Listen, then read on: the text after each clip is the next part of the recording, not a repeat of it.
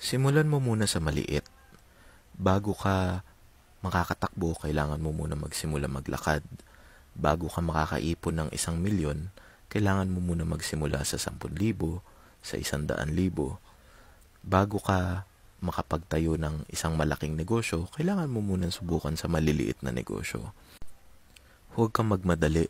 Darating ka rin dun sa point na malalaki na yung deals na ginagawa mo, malalaki na yung ini-invest mo. Pero kung nagsisimula ka pa lang, dun ka muna sa manageable.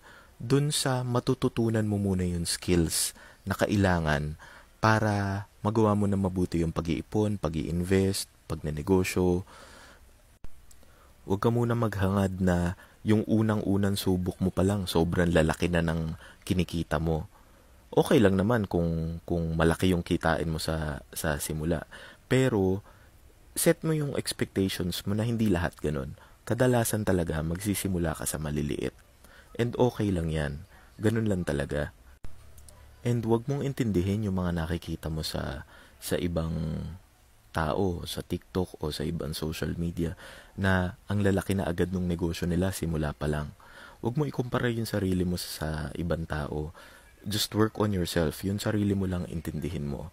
Aabot ka rin dun.